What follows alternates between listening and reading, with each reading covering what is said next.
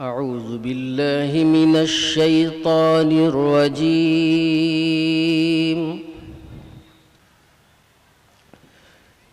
بسم الله الرحمن الرحيم.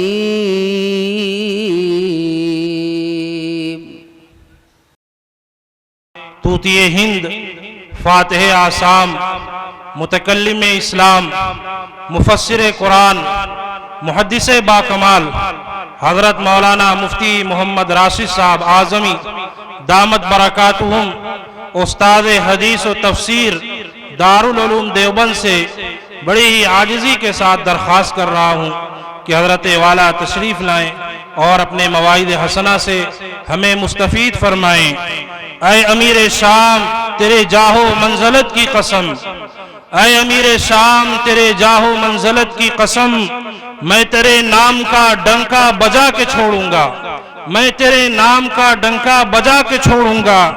جو تیرے نام سے جلتے ہیں زندیق و ملحد، جو تیرے نام سے جلتے ہیں ملحد و زندیق، میں انہیں خدا کے غضب سے ڈرا کے چھوڑوں گا. حضرت والا دامت برکاتہم سے دست بستہ عرض گزار ہوں کہ حضرت والا اپنے مواعظ حسنہ سے ہمیں مستفید فرمائیں. الحمدللہ نحمدہ ونستعینہ ونستغفرہ ونؤمن بہ ونتوکل علیہ ونعوذ باللہ من شرور انفسنا ومن سیئات اعمالنا.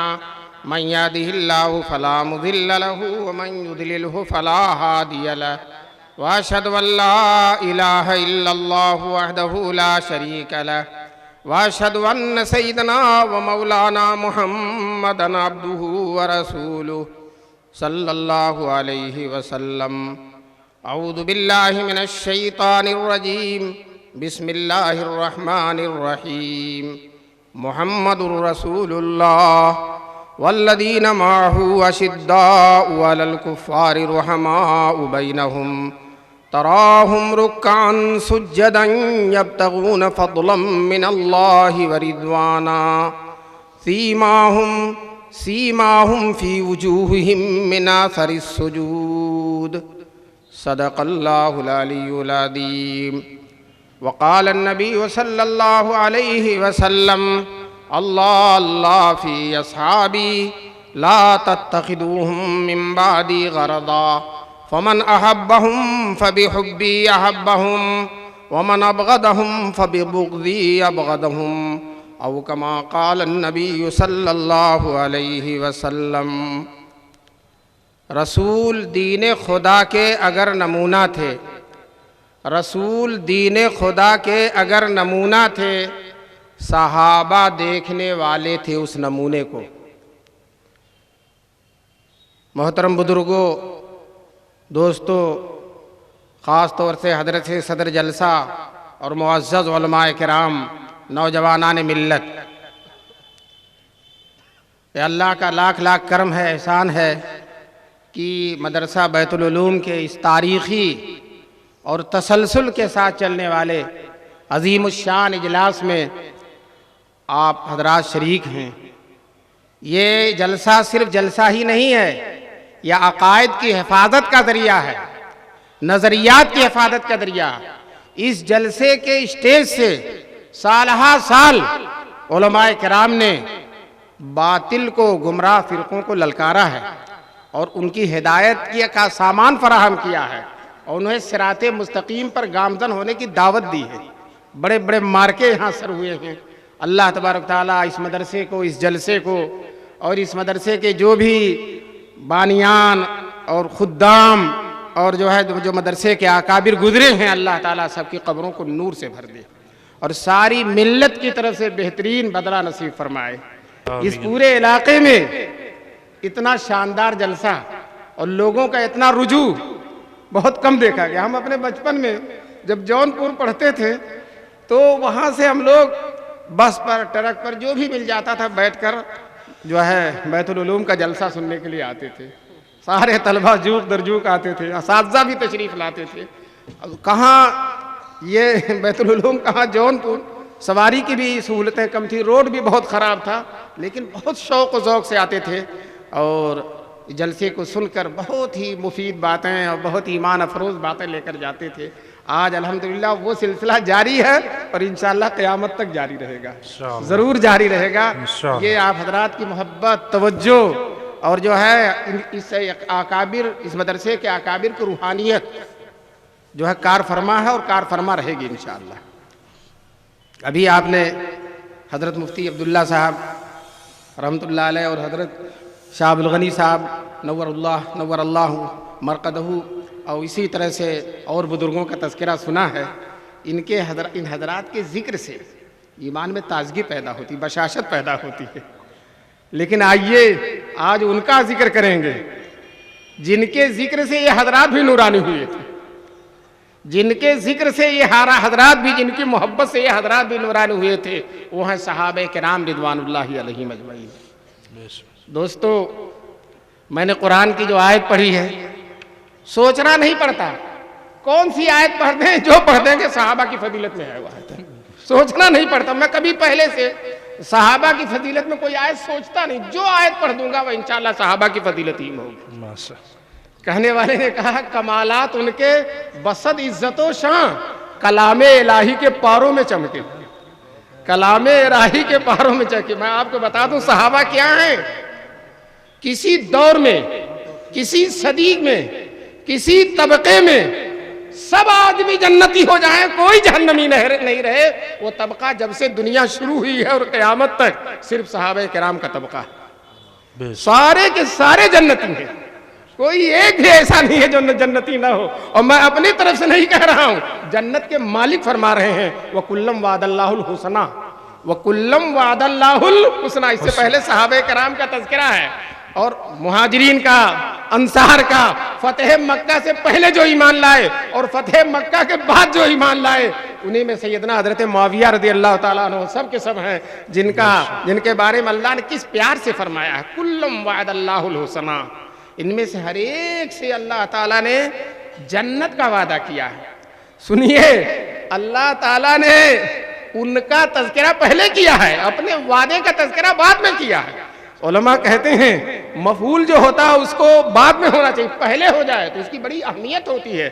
اللہ تعالیٰ کے ہاں صحابہ کرام کی اتنی اہمیت ہے, اپنے وعدے سے پہلے اللہ تعالیٰ نے صحابہ کرام کی ذاتیات کا تذکرہ کیا, ان کے اشخاص, ان کی شخصیت کا تذکرہ کیا. اور کچھ لوگ جو بٹوارہ کرتے ہیں, اس کو مانیں گے, اس کو نہیں مانیں گے, اس کو مانیں گے, اس کو نہیں مانیں گے. اللہ تعالیٰ کہتا ہے اگر مجھ کو ماننا ہے تو میرے ان سارے محبوبوں کو ماننا پڑے گا, سارے محبوبوں کو ماننا پڑے گا, کسی کا استثناء نہیں ہے. کوئی صحابی مستثنیٰ ہو ہی نہیں سکتا. حتیٰ کہ وہ صحابی کہیں دور سے آیا رسول پاک صلی اللہ علیہ وسلم کی مجلس میں, کلمہ پڑھا, مسلمان ہو گیا اور اسی وقت مر گیا. دوستو, اس کے لیے بھی اللہ تعالیٰ نے جنت کا وعدہ کیا. ہم نے کتنی نمازیں پڑھی, 70 سال 80 سال, کتنے روزے رکھے, کتنے صدقات کیے, کتنے خیرات کیے, لیکن سب ایک طرف ہے. اور اس صحابی کا ایک سیکنڈ کا ایمان جو ہے ایک طرف ہے, سب پر بھاری ہے. اللہ تبارک تعالیٰ نے سارے طبقے کو جنتی کہا ہے, سب کے, کسی کو چھوڑا نہیں. دوستو, اسی بنا پر اللہ تعالیٰ نے, چونکہ ایک عجیب بات ہے, اس دور کے ہر آدمی حضور کو ایمان کے ساتھ دیکھنے والا, ہر آدمی حضور کو ایمان کے ساتھ دیکھنے والا, ایمان کی شرط ہے, ایمان کے ساتھ دیکھنے والا ہر آدمی جنت میں جائے گا. آج کتنے اللہ والے ہیں, اولیاء اللہ ہیں, قطب و اقطاب ہیں, لیکن کسی کے بارے میں کوئی یقین کے ساتھ نہیں کہہ سکتا کہ وہ جنت میں جائیں گے. اور صحابہ کے بارے میں ہم قسم کھا کر کہتے ہیں کہ جنت میں جائیں گے. اب بتاؤ, جس کو اپنے جنت میں جانے کا بھروسہ بھی نہیں ہے اور جس کے بارے میں جنت میں جانے کا یقین ہے اللہ کے وعدے کے مطابق, بتاؤ اس ٹوٹ پوجیے کو حق ہے کہ اس صحابہ پر تنقید کرے؟ اس ٹوٹ پوجیے کو حق ہے, اس کم مایا فرا مایا کو حق ہے کہ جس کے بارے میں تحقیق نہیں, پتہ نہیں جنت میں جائے گا کہ جہنم میں جائے گا, اور ان صحابہ پر زبان دراز کر رہا جن کا جنت میں جانا یقینی ہے, جن کا جنت میں جانا یقینی ہے. اسی اہمیت کی بنا پر 1,24,000 جو نبی آئے اور ان نبیوں پر 104 جو آسمانی کتابیں اتری ہیں, ہر کتاب میں صحابہ کا تذکرہ ہے. لو صاحب, وہ آئے نہیں ہیں ابھی, لیکن ان کا تذکرہ صدیوں سے چلا آ رہا ہے, جس طرح سے عیسیٰ اور موسیٰ اور داؤد اور سلیمان اور زکریا و یحییٰ علیہم السلام کی نگاہیں سرور کونین صلی اللہ علیہ وسلم کے دیدار کو ترستی تھیں، اسی طرح سے ان حضرات کی نگاہیں صحابہ کرام کے دیدار کو بھی ترستی تھیں۔ کیوں؟ اللہ نے ان کی کتابوں میں صحابہ کا تذکرہ کیا۔ ابھی جو میں نے آیت پڑھی ہے اس میں اللہ تعالیٰ کہتا ہے ذالک مثلہم فی التوراۃ، یہ ان کی مثال میں نے توریت میں بیان کی ہے، ومثلہم فی الانجیل، اور انجیل میں جو مثال بیان کی وہ الگ، تو توریت میں بھی مثال، انجیل میں بھی مثال، توریت میں بھی تذکرہ، انجیل میں بھی تذکرہ۔ اور دوستو سب سے بڑی بات ہے کہ آخری کتاب جو قیامت تک رہے گی، قیامت آ کر ختم ہو جائے گی، دنیا ختم ہو جائے گی، لیکن وہ کتاب ختم ہونے والی نہیں ہے، قرآن کریم۔ اس میں اللہ تبارک تعالیٰ نے صحابہ کا بے پناہ تذکرہ کیا، بے پناہ تذکرہ، جگہ جگہ تذکرہ کیا، آپ شمار نہیں کر سکتے۔ مفسر قرآن ہیں آپ، ماہر قرآن ہیں آپ، جو ہے بڑی بڑی کتابیں لے کر بیٹھیے، شاید آپ کی عمر کے 20-25 سال گزر جائیں تب سارے صحابہ کی تعریفوں کا آپ احاطہ کر سکتے ہیں، اتنا زیادہ اللہ تعالیٰ نے قرآن میں تعریف کی ہے۔ بتائیے ہم جو نماز پڑھتے ہیں، رکوع کرتے ہیں، سجدہ کرتے ہیں، پتہ نہیں قبول ہو رہے ہیں کہ نہیں ہو رہے، قبول ہو رہے ہیں کہ نہیں ہو رہے ہیں۔ چنانچہ مولانا روم نے قصہ لکھا ہے، کوئی بزرگ تھے اللہ والے، بہت روز تہجد پڑھتے تھے، روتے تھے اور گر گراتے تھے اور اللہ کے حضور تڑپتے تھے۔ ایک دن ندا آئی، تیرا ایک سجدہ بھی قبول نہیں ہے، تیری ایک نماز بھی قبول نہیں ہے۔ تو کہنے لگے قبول ہو یا نہ ہو پڑھتا ہی رہوں گا۔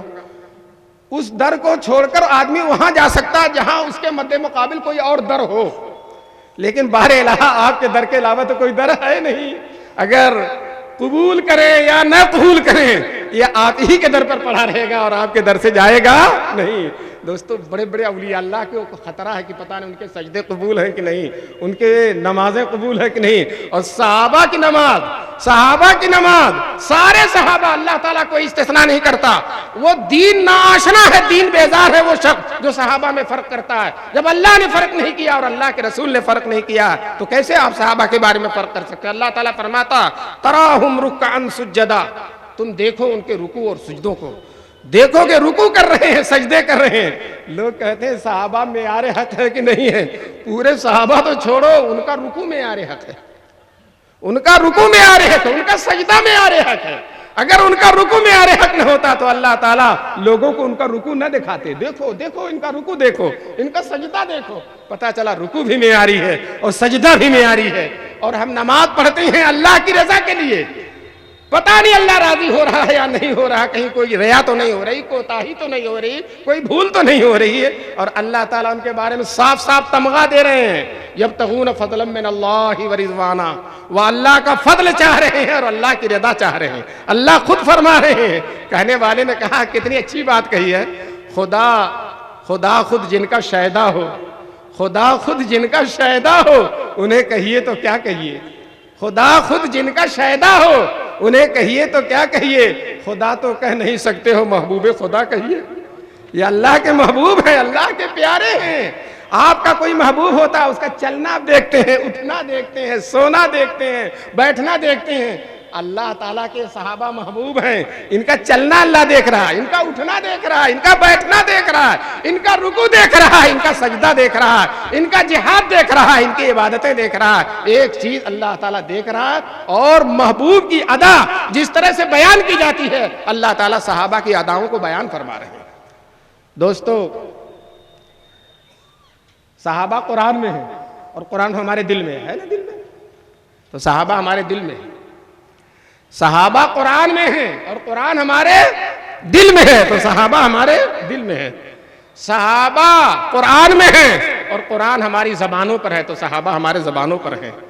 صحابہ قرآن میں ہیں اور قرآن ہماری نمازوں میں ہے، تو صحابہ ہماری نمازوں میں ہے، ہماری خانقاہوں میں ہیں، ہماری مسجدوں میں ہیں، ہمارے مدرسوں میں ہیں۔ ہمارا کوئی مدرسہ، کوئی مسجد جہاں قرآن رکھا ہوا ہے دوستو وہاں صحابہ موجود ہیں۔ جہاں قرآن رکھا ہوا ہے صحابہ، تم صحابہ کو قرآن سے کاٹو گے کیسے، الگ کیسے کرو گے؟ اگر صحابہ کو کاٹو گے تو تم جو ہے شاید ایک پارہ دو پارہ تمہارے لیے بچے گا، ایک پارہ دو پارہ بچے گا، سب جو ہے تم جو ہے 28 پاروں سے محروم ہو جاؤ گے اگر تم نے صحابہ کو کاٹا۔ صحابہ جو ہے قرآن میں چمک رہے ہیں، قرآن میں نور افزا ہیں، نور جلوہ افغان ہیں صحابہ کرام۔ دوستو میں آپ سے بتا دوں کہ اسی لیے سارے مسلمانوں کے لیے جو حضور پر ایمان لاتا ہے، حضور سے محبت کرتا ہے، اس کو سارے صحابہ سے محبت کرنا ضروری ہے۔ اگر صحابہ کی محبت نہیں کرتا تو حضور نے صاف صاف کہہ دیا، میں نے جو حدیث پڑھی تھی، اللہ اللہ فی اصحابی، آئے میرے صحابہ پر زبان کھولتے ہو، میرے صحابہ پر تبرئے کرتے ہو، میرے صحابہ پر تنقید کرتے ہو، فمن احبہم فبحبی احبہم، جو ان سے محبت کرتا ہے وہ میری محبت کی وجہ سے ان سے محبت کرتا ہے۔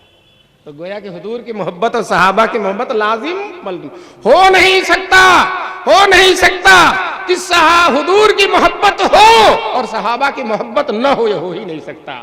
دوستو یاد رکھو، جس دل میں صحابہ کی محبت نہیں ہے اس دل میں حضور کی بھی محبت نہیں ہے۔ اور فرمایا رسول پاک نے فمن ابغضہم، جو صحابہ سے بغض رکھتا ہے، جو صحابہ سے بغض رکھتا ہے، فببغضی ابغضہم، پہلے اس کے دل میں میری نفرت ہے، میری نفرت ہے، مجھ سے بیدار ہے، مجھ سے وہ دور ہے، مجھ پر تنقید کرنا چاہتا ہے لیکن مجھ پر تو کر نہیں سکتا، تو میرے صحابہ پر کر رہا ہے۔ دوستو صحابہ پہ تنقید، حضور پر تنقید ہے۔ یہاں علماء بیٹھے ہیں، اگر کسی پیر کے مریدوں پہ تنقید کی جائے تو پیر پہ تنقید ہوتی ہے، کسی استاد کے شاگردوں پر تنقید کی جائے تو بولیے استاد کی تنقید ہوتی ہے۔ تو صحابہ کرام کے پیر تو رسول اللہ صلی اللہ علیہ وسلم ہیں، صحابہ کرام کے استاد تو رسول پاک صلی اللہ علیہ وسلم ہیں، صحابہ کرام کے مربی تو رسول پاک صلی اللہ علیہ وسلم ہیں۔ اگر کوئی صحابہ پر تنقید کرتا ہے تو حضور کی تربیت پر تنقید کر رہا ہے، اگر کوئی صحابہ پر تنقید کر رہا ہے حضور کی شان معلمیت پر تنقید کر رہا ہے، اگر کوئی صحابہ پر تنقید کر رہا ہے تو حضور کی شان مرشدیت پر تنقید کر رہا ہے۔ دوستو معمولی بات نہیں ہے، یہ حضور نے اپنی صحبت میں کچے لوگ پیدا کیے جو حضور کے بعد بدل گئے، جو حضور کے بعد دین کو نقصان پہنچانے لگے۔ یہ لوگ امت کے بہت بڑے مجرم ہیں جو صحابہ کرام پر زبانیں دراز کرتے ہیں۔ اللہ تبارک تعالی ہم سب کو جو ہے ان شرری لوگوں سے، ان کے شر سے ہم سب کو بچنے کی توفیق نصیب فرمائے۔ آج کوئی صحابہ پر تنقید کرتا ہے تو دو چار لوگ اچھلنے لگتے ہیں، لو ایک اور نکلا، ہم کہتے ہیں نہیں ایک اور گیا، ایک اور گیا، ہم تو ڈوبے ہیں صنم، تم کو بھی لو ڈوبیں گے، ہم تو ڈوبے ہیں صنم، تم کو بہت لوگ خوش ہوتے ہیں۔ ہمارے فلاں مولانا صاحب نے جو تنقید کی تھی وہ آج فلاں مولانا صاحب نے بھی کر دیا، ہمارا پلہ مضبوط ہو گیا، ہم کہتے ہیں جہنم کا جھنڈ بڑھ گیا، گروہ بڑھ گیا۔ جو ہے معمولی بات نہیں ہے صحابہ پر تنقید کرنا۔ حضور نے اتنے اہتمام سے صحابہ کا تذکرہ، اور سنیے کسی صحابی کا فرق نہیں کیا حضور نے، اللہ اللہ فی اصحابی۔ چنانچہ علماء کہتے ہیں سارے صحابہ سے من حیث الصحابہ محبت رکھنا برابر رکھنا پڑے گا، نہ حضرت ابو بکر میں فرق کرنا پڑے گا، نہ حضرت عمر میں فرق کرنا پڑے گا، نہ حضرت عثمان میں فرق کرنا پڑے گا، نہ حضرت معاویہ میں فرق کرنا پڑے گا، نہ حضرت عمرو بن صرف کیوں شان صحابیت میں سب کے سب برابر ہیں، رتبہ پھر آپس میں فضیلت میں کمی بیشی ہے، لیکن حضور نے فضیلت کی بنا پر محبت کی دعوت نہیں دی ہے، شان صحابیت کی بنیاد پر محبت کی دعوت دی ہے۔ اور شان صحابیت میں سب کے سب برابر ہیں، سارے کے سارے صحابی برابر، کوئی فرق نہیں، ذرہ برابر فرق نہیں ہے۔ تم جو ہے فلاں صحابی فلاں پر تنقید کرتے ہو، کہاں کجا عیسیٰ کجا دجال ناپاک۔ عیسیٰ علیہ السلام پر دجال تنقید کرے تو آپ کو ہنسی آئے گی کہ نہیں آئے گی؟ عیسیٰ علیہ السلام پر دجال تنقید کرے تو ہنسی آئے گی کہ نہیں آئے گی؟ یہ صحابہ ہمارے لیے مسیحا ہیں، عیسیٰ ہیں، اور جو ان پر تنقید کرتے ہیں وہ دجال سے کم نہیں ہے، وہ دجال سے کم نہیں، بالکل میں صحیح کہتا ہوں، دجال سے کم نہیں۔ حضور جتنا دجال سے ناراض ہوں گے اتنا ہی صحابہ کرام پر تنقید کرنے والوں سے ناراض ہوں گے۔ حضور نے صاف صاف اللہ اللہ فی اصحابی یہ نہیں کہا فی کبار اصحابی، فی جو قدیم ہیں، فی قدام اصحابی، قدیم اصحابی، بلکہ حضور نے فی اصحابی کہا، چاہے پہلا ہو، چاہے 23 سال پہلے مسلمان لایا، چاہے سب سے پہلے مسلمان لایا، چاہے فتح مکہ سے پہلے مسلمان ہوا، چاہے فتح مکہ کے بعد میں مسلمان ہوا، جب بھی مسلمان ہوا دوستو وہ صحابی ہو گیا۔ اب اس کا رتبہ بہت بڑا ہے۔ آج کل لوگوں نے فیشن بنا لیا ہے، صدیق اکبر پر نہیں کہہ پاتے تو حضرت معاویہ پر تنقید کرتے ہیں۔ حضرت معاویہ معمولی انسان نہیں ہے، حضرت معاویہ معمولی انسان نہیں ہے۔ آپ کو ایک واقعہ سناؤں، حضور جب ایمان لے آئے حضرت معاویہ، فتح مکہ کے بعد ایمان لائے، اس دن سے حضور کا ساتھ نہیں چھوڑا، ساتھ نہیں، اس دن کے بعد جو غزوہ ہوا، جو جہاد ہوا، حضرت معاویہ رضی اللہ تعالیٰ عنہ اس میں شریک رہے، کوئی جہاد کوئی غزوہ حضرت معاویہ نے چھوڑا نہیں۔ اور جب حضرت معاویہ رضی اللہ تعالیٰ عنہ مسلمان ہوئے تو حضور بہت خوش ہوئے، بہت خوش ہوئے، بہت خوش ہوئے۔ دوستو میں آپ سے پوچھنا چاہتا ہوں، جب حضور خوش ہو گئے حضرت معاویہ پر، تو اگر کوئی آدمی ناراض ہو جاتا حضرت معاویہ سے، حضور خوش ہیں اور فلانا ناراض ہے، تو دوستو فلانے کے ناراض ہونے سے معاویہ کی شان گھٹ جائے گی؟ نہیں گھٹے گی۔ حضور ان کے ایمان لانے سے خوش ہیں۔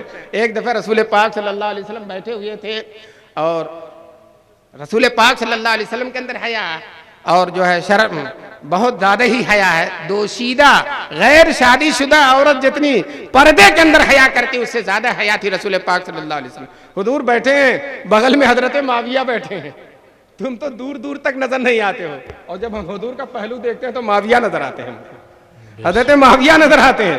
حضرت معاویہ بیٹھے ہوئے ہیں، حضور ایک پہلوان آیا، معاف کیجئے گا، یہ پہلوان لوگ اکھاڑے اکھاڑے پہ زندگی گزرتی ہے، ذرا ادب کم ہوتا ہے ان کے اندر، تربیت ان کی کم ہوتی ہے، طاقت تو بہت ہوتی ہے لیکن ادب نہیں ہوتا ان کے اندر۔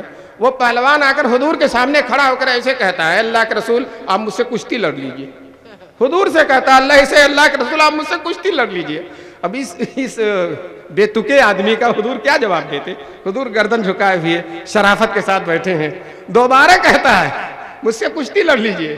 اب حضور کیا کہے، بیٹھے ہوئے ہیں اور گردن جھکائے ہوئے، کوئی جواب نہیں دے رہے۔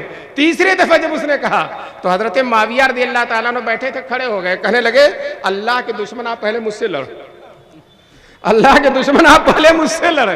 کہتے ہیں حضور صلی اللہ علیہ وسلم اتنا خوش ہوئے، اتنا خوش ہوئے کہ کہا اے اللہ اس معاویہ کو کبھی مغلوب نہ کرنا، دعا دے دیا اس معاویہ کو کبھی مغلوب نہ کرنا۔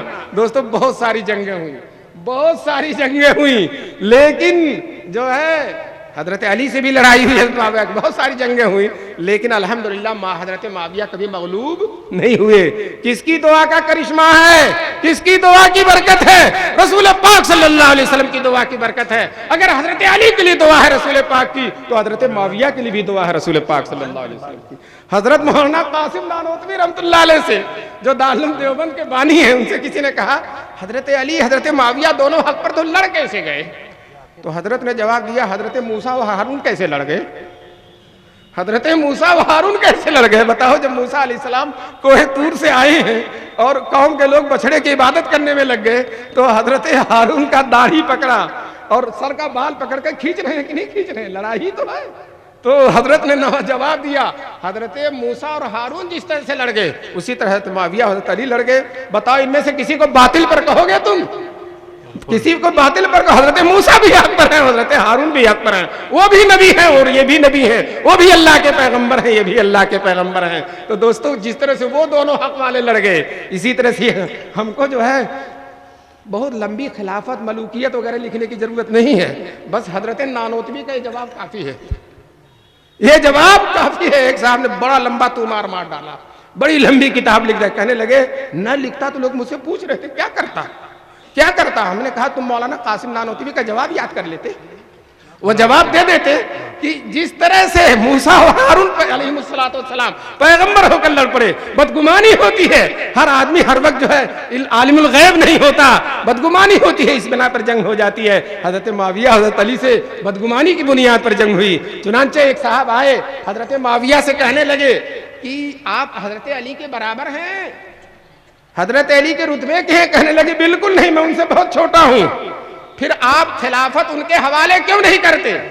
تو کہنے لگے وہ قاتلین عثمان کو میرے حوالے کر دیں، میں خلافت ان کے حوالے کر دوں گا۔ وہ قاتلین عثمان کو میرے حوالے کر دیں، میں خلافت، یہ جو حضرت عثمان کو قتل کرنے والے ہیں یہ سب سازش کے تحت حضرت علی کے ساتھ ہو گئے تھے۔ حضرت معاویہ یہی کہتے، اس کے علاوہ کچھ نہیں کہتے تھے۔ یہ آج ایک خلیفہ کو قتل کیا ہے، آئندہ بھی خلفاء کو قتل کرتے رہیں گے، آئندہ بھی خلفاء کو قتل۔ چنانچہ وہی لوگ جب حضرت علی کبھی ان پر نکیر کرتے تھے تو آپس میں مشورہ کرتے تھے، ان کو بھی وہیں پہنچا دو جہاں حضرت عثمان کو پہنچا دیا۔ ان کا دماغ خراب ہو رہا تھا، حضرت معاویہ چاہ رہے تھے حضرت علی ان کو سزا دیں اور ان کو قصاص میں قتل کریں، اور کسی وجہ سے اگر نہیں کر رہے تو میرے حوالے کر دیں۔ میرے حوالے کر دیں، وہ قاتلین عثمان کو میرے حوالے کر دیں گے، میں انشاءاللہ خلافت ان کے حوالے کر دوں گا، 1 منٹ کبھی تامل نہیں کروں گا۔ دوستو یہ نفسانیت کی لڑائی نہیں ہے۔ جب حضرت معاویہ حضرت علی کی جنگ چل رہی تھی، روم کا بادشاہ آیا، حضرت معاویہ کے پاس خط بھیجا کہ آپ کے صاحب سے لڑائی ہے، آپ کے صاحب سے لڑائی ہے، میں چاہتا ہوں آپ کی مدد کروں، آپ کو اگر فوج کی ضرورت ہے، اسلحے کی ضرورت ہے، روپے پیسے کی ضرورت ہے، تو میں آپ کی مدد کرنے کے لیے تیار ہوں۔ حضرت معاویہ سمجھ گئے کہ یہ رومی کتا جو ہے اسلام مسلمانوں میں دخیل ہونا چاہتا ہے۔ اس نے کہا سن لے رومی، میری اور میرے بھائی علی کی لڑائی میرے گھر کی لڑائی ہے، تم اس میں دخل مت دینا۔ اگر تم نے سرحد اسلام کا رخ کیا، حرمین کا، مکہ اور مدینہ کا، شام اور کوفہ اور بصرہ کا رخ کیا، تو میں اپنے بھائی علی سے صلح کر لوں گا۔ حضرت معاویہ کہہ رہے ہیں میں اپنے بھائی علی سے صلح کر لوں گا، اور صلح کر کے حضرت علی کی لشکر کا ہراول دستہ بن کر، پیش جو ہے آگے کا دستہ بن کر، تمہارے قسطنطنیہ کو جلا کر خاک میں ملا دوں گا۔ تم ہمارے اختلافات میں تمہیں دخل دینے کی ضرورت نہیں ہے۔ دوستو اسلام کی محبت ہے، اسلام کی محبت ہے۔ حضور صلی اللہ علیہ وسلم نے حضرت معاویہ کے لیے دعا دیا ہے، اللہم اجعلہ ہادیا مہدیا واہد بہ۔ یہ علماء بیٹھے ہیں، میں ان سے پوچھنا چاہتا ہوں، کسی صحابی کے لیے حضور نے ایک حدیث کے اندر مادہ ہدایت کو اتنا جمع نہیں کیا جتنا حضرت معاویہ کو جمع کیا۔ کیا فرمایا حضور صلی اللہ علیہ وسلم؟ اللہم اجعلہ ہادیا، اس معاویہ کو ہادی بنائیے۔ بتاؤ حضور کی دعا قبول ہے کہ نہیں؟ ارے قبول ہے کہ نہیں؟ اور فرمایا مہدی بنائیے، اس سے ہدایت کا سوتا پھوٹے، سرچشمہ پھوٹے، ایسا بنا دیجئے، وہدی بھی، اور اس کے ذریعے ہدایت دیجئے۔ دوستو جس کے ذریعے ہدایت دیں گے اللہ تعالیٰ، بتاؤ وہ امام ہدایت ہوگا کہ نہیں ہوگا؟ بالکل، وہ امام ہدایت ہوگا کہ نہیں ہوگا؟ اور آج ایک صاحب فیشنی جو بڑا علم کا ترہ اور علم کا ناز ہے، وہ کہتے ہیں معاویہ باغیوں کے امام ہیں، حضور فرماتے ہیں ہادیوں کے امام ہیں، اور یہ شخص کہہ رہا کہ باغیوں کے امام ہیں۔ حضور سے ٹکرا رہا ہے، معاویہ سے نہیں ٹکرا رہا، حضور صلی اللہ علیہ وسلم سے ٹکرا رہا۔ حضرت معاویہ کہتا حدیث صحیح نہیں ہے، حدیث صحیح نہیں ہے۔ مجھے تو وہ فرقہ یاد آیا کہ اس کے منشا کے خلاف جو بھی حدیث ہو صحیح نہیں ہے۔ حدیث ضعیف کی تعریف علماء نے کی ہے کہ جو ہے جس کا راوی تام الضبط نہ ہو، عادل نہ ہو، اور جو روایت متصل سند نہ ہو، معلل نہ ہو، شاذ نہ ہو۔ لیکن اس طبقے کے نزدیک حدیث ضعیف کی تعریف یہ ہے کہ میرے فرقے کے خلاف نہ ہو، میرے فرقے کے خلاف نہ ہو۔ ایک صاحب سے پوچھا گیا بتاؤ کندھے سے کندھا ملانے والی حدیث کیسی ہے؟ اسے پتا نہیں تھا کہ بخاری میں ہے، لیکن اسے اتنا پتا تھا، اس نے کہا صحیح ہے۔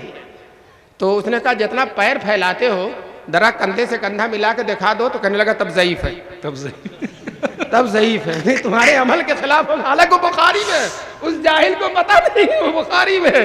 اور یہاں علماء بیٹھے ہیں، یہاں تخصص فی الحدیث کی بھی تعلیم ہوئی ہے، جو ہے بڑے بڑے علماء حضرت امام بخاری، ترمذی، نسائی، ابو داؤد مہینوں غور کرتے تھے، حدیث کی ساری سندیں دیکھتے، سارے طرق دیکھتے تھے، بہت مغزماری کرتے تھے، مہینوں رات دن ایک کرتے تھے، تب جا کر فیصلہ کرتے تھے کہ حدیث صحیح ہے کہ ضعیف ہے۔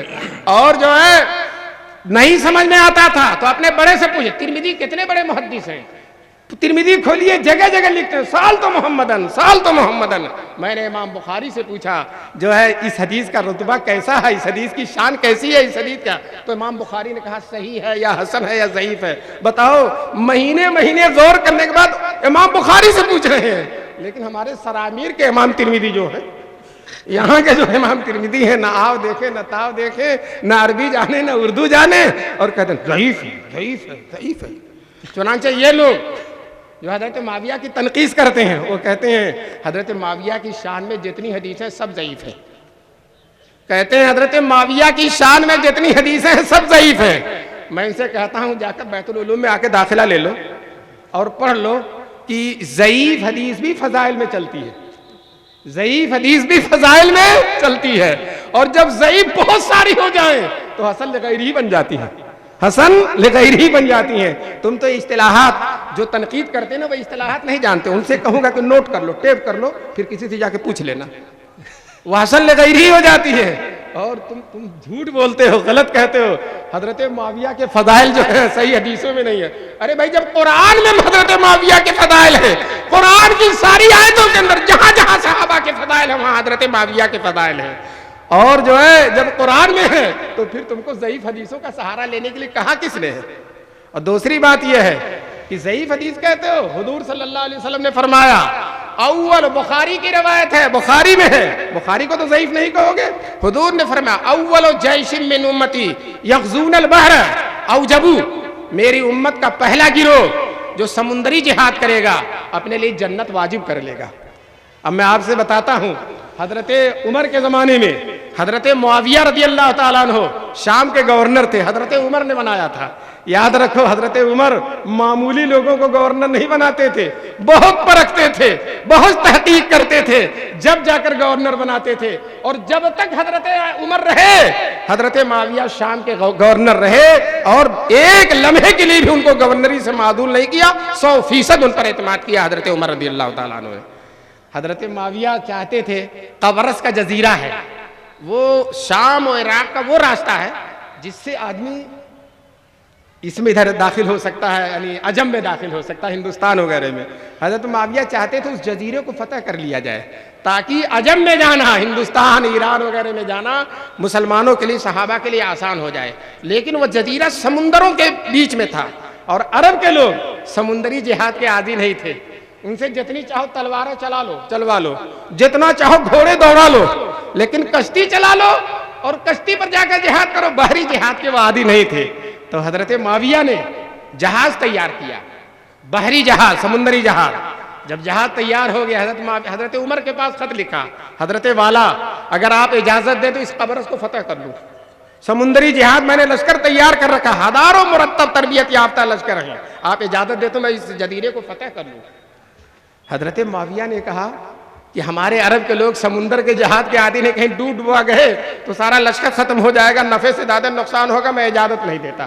حضرت عمر نے اجازت نہیں دیا۔ جب حضرت عمر شہید ہو گئے، سیدنا عثمان غنی رضی اللہ تعالیٰ عنہ خلیفہ بنے، تو حضرت معاویہ نے پھر اجازت مانگی نئے خلیفہ سے، حضرت عثمان غنی نے اجازت دے دیا۔ حضرت معاویہ ہزاروں کا لشکر لے کر گئے اور قبرص کا قبر بنا دیا، قبرص کو فتح کر دیا۔ آج جو اسلام آیا ہے ہمارے ملکوں میں جو اسلام آیا ہے دوستو، اس میں حضرت معاویہ جس برتن میں کھا رہے ہو اسی برتن میں سوراخ کر رہے ہو۔ آج جو عجم میں اسلام آیا ہے، ہندوستان میں اسلام آیا ہے، اس میں حضرت معاویہ کا بہت بڑا کارنامہ ہے۔ دوستو لوگ یہ تنقید یہ کرتے ہیں، جنگ جمل اور جنگ صفین، جنگ کیسے ہوئی؟ میں بتاؤں، آج تک تم نے دنیا میں ایسی جنگ نہیں دیکھی ہوگی، ادھر بھی مر جائے تو شہید ہے، ادھر مر جائے تو بھی شہید ہے، اس لشکر میں بھی مر جائے تو جنتی ہے اور اس لشکر میں مر جائے تو جنتی ہے، ادھر کا بھی شہید ادھر کا بھی شہید ہے۔ کچھ صحابہ ادھر ہیں، اور یاد رکھو مجدد الفسانی نے لکھا ہے، علامہ ابن تیمیہ نے لکھا ہے، آدھے صحابہ حضرت علی کے ساتھ ہیں اور آدھے صحابہ حضرت معاویہ کے ساتھ ہیں۔ حضرت معاویہ تنہا نہیں، بڑے بھاری حضرت زبیر جو عشرہ مبشرہ میں سے ہیں، حضرت سعد، اور اسی طرح سے حضرت طلحہ، بڑے لوگ، حضرت طلحہ اور حضرت عائشہ بڑے لوگ حضرت معاویہ کے ساتھ ہیں، تنہا نہیں حضرت معاویہ۔ حضرت ابو ہریرہ دونوں لشکر میں سے کسی میں نہیں گئے، ایک ٹیلے پر جا کے بیٹھ جاتے تھے، کوئی آتا تو کہتے چاہے ادھر سے جا کے لڑ لو، چاہے ادھر سے جا کے لڑ لو، ادھر سے بھی مرو گے شہید ہو جاؤ گے، ادھر سے بھی مرو گے شہید، ادھر بھی بچو گے تو غازی ہو جاؤ گے، ادھر بھی بچو گے تو غازی، یہ بھی حق پر ہے اور یہ بھی حق پر ہے، حضرت ابو ہریرہ کہتے تھے۔ اور خود کیا کرتے تھے، کھانے کے وقت حضرت معاویہ کے یہاں چلے جاتے تھے، اور نماز کے وقت حضرت علی کے یہاں آ جاتے تھے۔ کسی نے پوچھا ایسا کیوں کرتے، کہتے کھانا ذرا حضرت یہاں اچھا ملتا ہے، یہاں نماز وہاں اچھی ملتی ہے، تو کھانا یہاں کھا لیتے تھے، نماز وہاں۔ دوستو میں عرض یہ کرنا چاہتا ہوں، بڑی پیار و محبت کی لڑائی ہے۔ جب لڑتے نماز کا وقت ہو گیا، ایک ساتھ نماز پڑھ رہے ہیں، بس لڑائی کے وقت لڑائی ہے، اس کے بعد لڑائی نہیں ہے، ایک ساتھ نماز پڑھ رہے ہیں، صلح مصالحت ہو رہی ہے، پیار و محبت کی باتیں ہو رہی ہیں، ایک ساتھ نشست ہو رہی ہے، ایک ساتھ مجلس ہو رہی ہے، اور لڑائی بھی بدگمانی کی بنا پر ہوئی۔ میں صرف یہ کہنا چاہتا ہوں کہ آج کل جو لوگ فیشن میں حضرت سیدنا معاویہ رضی اللہ تعالیٰ عنہ پر زبان در، آج کل ایک شخص ہے، نام لینا مناسب نہیں ہے، وہ شخص معاویہ کہتا ہے، آج تک شیعوں کو بھی سنا جناب معاویہ کہتے ہیں، مولانا مودودی نے خلافت و ملوکیت میں حضرت معاویہ لکھا ہے، لیکن یہ پتہ نہیں کہاں کا حضرت آیا ہے، اور یہ سیدھے سیدھے معاویہ معاویہ معاویہ کہتا ہے، جیسے لگتا ہے معاویہ ان کے محلے کا کوئی آدمی ہے۔ مجھ سے ایک صاحب نے کہا حضرت عمر کو کیا حق تھا؟ حضرت عمر ہی کہا کیا حق تھا عورتوں کو مسجد میں روکنے سے؟ میں نے کہا یہ کس حضرت عمر کو کہہ رہے ہیں؟ آپ کے محلے کا کوئی آدمی ہے کیا؟ کس کو کہہ رہے ہیں؟ اس صحابی رسول کو کہہ رہے ہیں جس کے بارے میں حضور نے فرمایا لو کان بعدی نبی لکان عمر۔ کہنے لگا ہاں انہی کو کہہ رہا ہوں، انہی کو کہہ رہا ہوں۔ تو یہی حال ہے ان حضرات کا، جو ہے صحابہ کا احترام کرنا نہیں جانتے۔ اللہ تبارک تعالیٰ ہم دعا کرتے ہیں کہ اللہ تبارک تعالیٰ ان سب لوگوں کو صحابہ کی عظمت اور احترام کو پہنچانے کی توفیق نصیب فرمائے۔ حضرت وہ مجدد الفسانی رحمۃ اللہ علیہ اور اسی طرح سے بہت بڑے بڑے علماء یہ کہتے ہیں، خاص طور سے صوفی بہت بڑے گزرے علی الدقاق، وہ کہتے ہیں ہر انسان کے جسم میں 360 رگیں ہوتی ہیں۔ کتنی ہوتی ہے؟ 360۔ اگر ایک رگ میں بھی صحابہ کی دشمنی ہے، ایک رگ میں، بقیہ میں نہیں ہے، ایک رگ میں اگر صحابہ کی دشمنی ہے تو اللہ تعالیٰ ملک الموت سے کہتے ہیں اسی رگ سے اس کی جان نکالو، اسی رگ سے اس کی جان نکالو تاکہ اس کا ایمان پر خاتمہ نہ ہو سکے۔ اس کا ایمان جس کی 360 رگیں صحابہ کی دشمنی میں، رات اور دن صحابہ کی دشمنی میں جل رہا ہے، دوستو اللہ تبارک تعالیٰ ہی اس کے ساتھ جو اللہ کو معاملہ کرنا کرے۔ اللہ تبارک تعالیٰ ہم اس طرح کے لوگوں سے بیزاری کا اظہار کرتے ہیں اور پناہ مانگتے ہیں۔ مجھے بہت خوشی ہوئی کہ اس عظیم الشان جلسے میں اللہ تبارک تعالیٰ نے صحابہ کرام کا مبارک ذکر کرنے کی توفیق نصیب فرمائی، اور اللہ تعالیٰ نے ان کی عظمتوں کا تذکرہ کرنے کی توفیق نصیب فرمائی۔ حضرت معاویہ سے حضور کو کتنی محبت تھی، کتنی محبت تھی بتاؤں۔ آخری جو حج کیا حضور نے، آخری حج کیا ہے، اپنے اونٹ پر حضرت معاویہ کو بٹھایا، اپنے اونٹ پر حضرت معاویہ کو بیٹھایا ہے۔ یہ سب ہوتے رہے ٹانگ کھینچ لیتے، یہ سب ہوتا رہے حضور کے ساتھ بیٹھے، ٹانگ حضور اپنے ساتھ بیٹھا رہے حضرت معاویہ کو۔ آخری حج میں منی سے عرفات آئے ہیں، مزدلفہ آئے ہیں، تو حضور کے اونٹ پہ پیچھے جو بیٹھے ہوئے حضرت معاویہ رضی اللہ تعالیٰ عنہ۔ کسی نے جو ہے عبداللہ ابن مبارک سے کہا کہ حضرت عمر ابن عبدالعزیز کا درجہ بڑھا ہے یا حضرت معاویہ کا درجہ بڑھا ہے، تو حضرت عبداللہ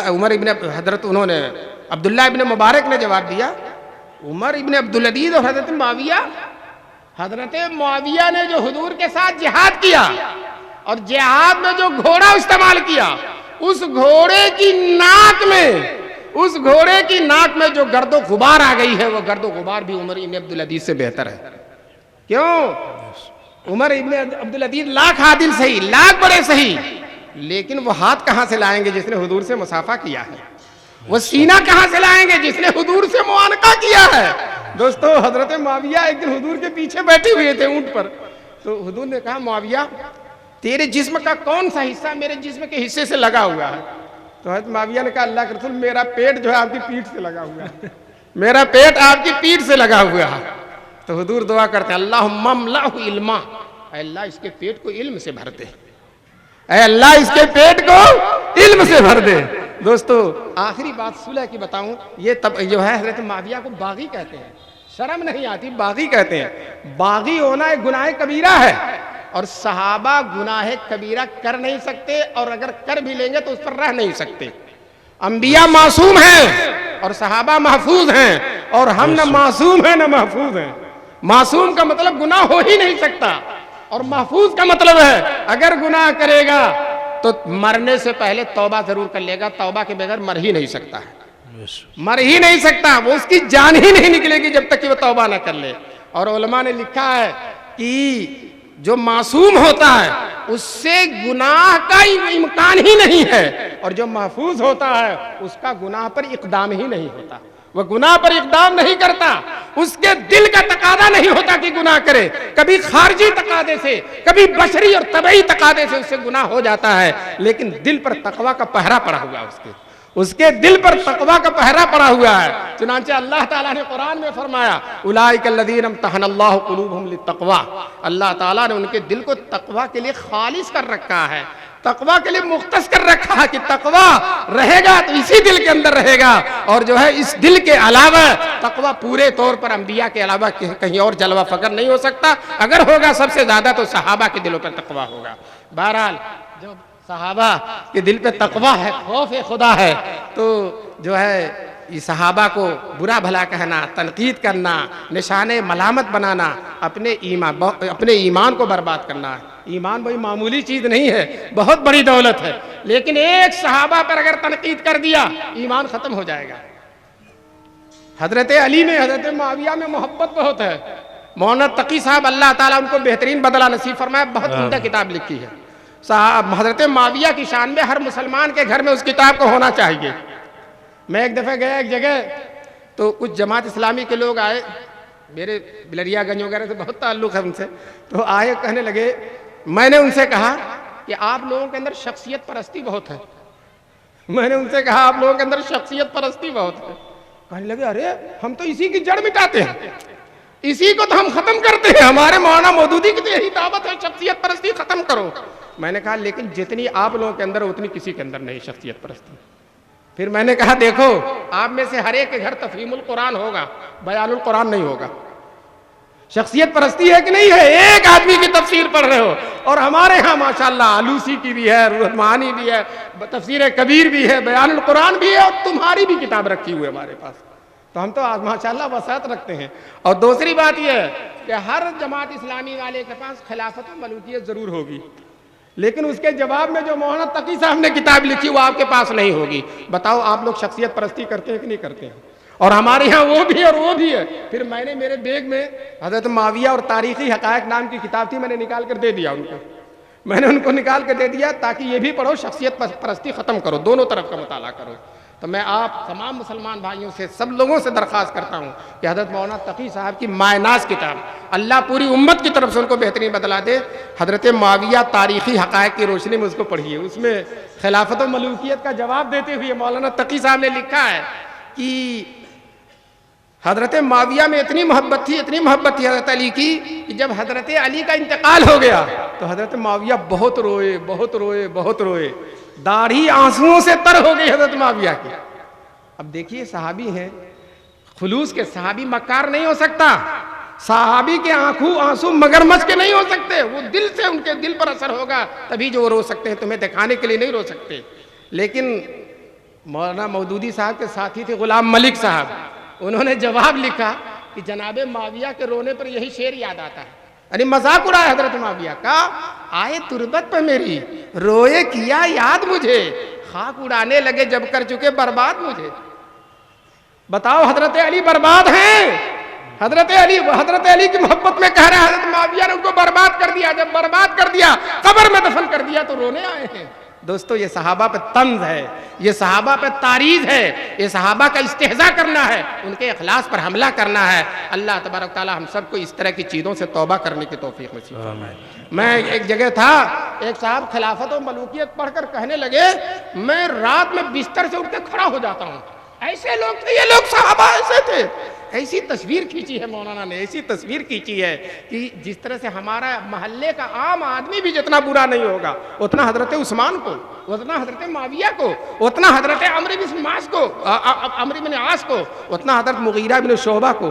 دوستو وہی چبایا ہوا لقمہ ایک صاحب پھر نگل رہا ہے، وہی چبایا ہوا لقمہ ایک صاحب پھر نگل رہے ہیں۔ اللہ پہلے والے کو بھی ہدایت نصیب فرمائے، وہ تو گئے، لیکن جو لوگ آج بھی گرویدے ہیں ان کو نظر ثانی کی توفیق نصیب فرمائے اللہ تعالیٰ۔ اندھے عقیدت مند مت ہو، شخصیت پرستی مت کرو، جہاں غلطی ہے اس کو مانو۔ تم ہی خود کہتے ہو کہ رسول خدا کے علاوہ کوئی تنقید سے بالا تر نہیں ہے، تو اپنے مولانا کو بھی دیکھو جس کی حضور صحابہ تعریف کر رہے ہیں، حضور تعریف، قرآن تعریف کر رہا ہے، تمہارے مولانا نے جو اس پر تنقید کر دی تم اس سے توبہ کرو، رجوع کرو، اعلان کرو، جو ہے ڈنکے کی چوٹ پر اعلان کرو کہ مولانا سے غلطی ہو گئی تھی، صحابہ کے سلسلے میں جو انہوں نے زبان کھول دی غلطی ہو گئی۔ اور یہ نہیں آج ایک آدمی کوئی اور سرفرا نکل رہا تو اترا رہے ہو، جو ہم کہہ رہے تھے وہ اسی نے بھی کہا، جو ہم کہہ رہے تھے ہم کہتے ہیں کہ تم دونوں کی روحیں ملتی جلتی ہیں، قارورے ملتے جلتے ہیں۔ اللہ تعالیٰ تمہیں بھی ہدایت نصیب فرمائے اور انہیں بھی ہدایت نصیب فرمائے۔ حضرت علی کے وصال کے بعد حضرت حسن خلیفہ ہوئے، 6 مہینے تک خلیفہ رہے۔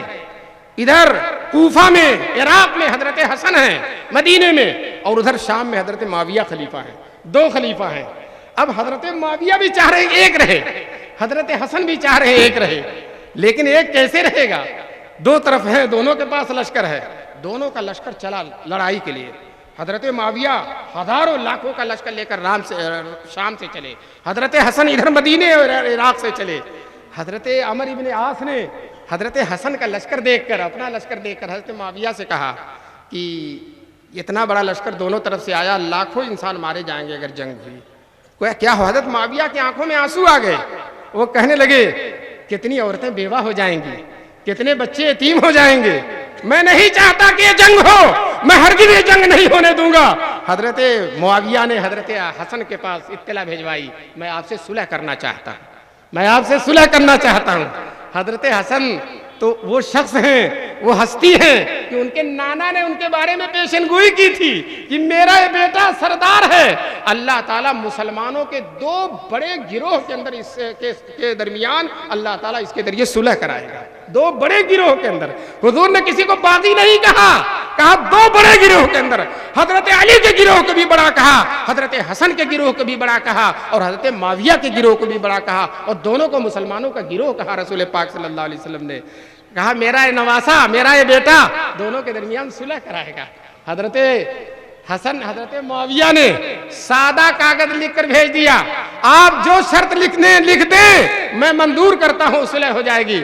حضرت حسن نے جو ہے چند شرطیں لکھ کر حضرت معاویہ کے پاس بھیج دیا، حضرت معاویہ نے سب کو منظور کر لیا، سب کو منظور کر لیا۔ دوستو اس میں یہ نہیں تھا صحابہ بیکی حکومت نہیں چاہتے، یہ نہیں تھا کہ حضرت معاویہ کے بعد میں خلیفہ ہوں گا، یہ نہیں تھا، بس صرف یہ تھا کہ جو ہے ہم لوگوں کا بھی لحاظ رکھا جائے، ہم لوگوں کی عزت اور رتبے کا لحاظ رکھا جائے، اور جو پہلے بدگمانیاں ہوئی ہیں اس کی بنا پر کوئی کسی پر کوئی زبان نہ کھولے، اسی طرح کی شرطیں تھی جو ایک عام شرط تھی۔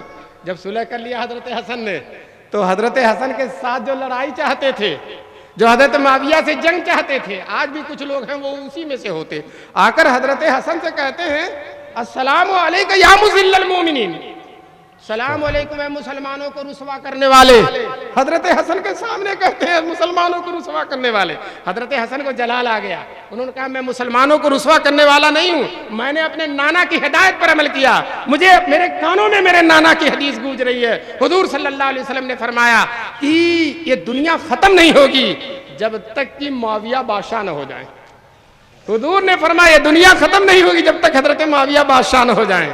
دوستو حضرت حسن نے کہا میں نے اپنے نانا کی اسی نصیحت پر عمل کیا، اسی وصیت پر عمل کیا ہے۔ تو حضرت حسن تو قدر کر رہے ہیں، سارے صحابہ قدر کر رہے ہیں، آدھے صحابہ ان کے ساتھ ہیں۔ اللہ تبارک تعالی ہم سب کو یہ جو صحابہ کا تذکرہ ہوا ہے، اللہ تعالیٰ اس کی عظمت اور روحانیت سے، اس کے نور سے، برکت سے ہم سب کو سرفراز ہونے کی توفیق نصیب فرمائے۔ وآخر دعوانا ان الحمدللہ رب العالمین۔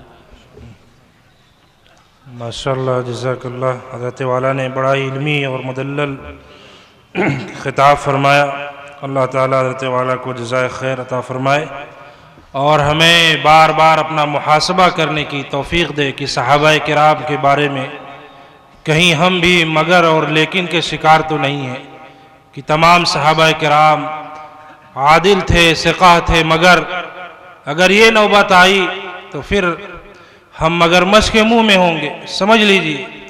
اس لیے ہم بار بار اپنے عقیدے کا، اپنے نظریے کا محاسبہ کرتے رہیں، صحابہ کرام کے بارے میں اپنے عقیدے کی، اپنے نظریے کی حفاظت فرمائیں۔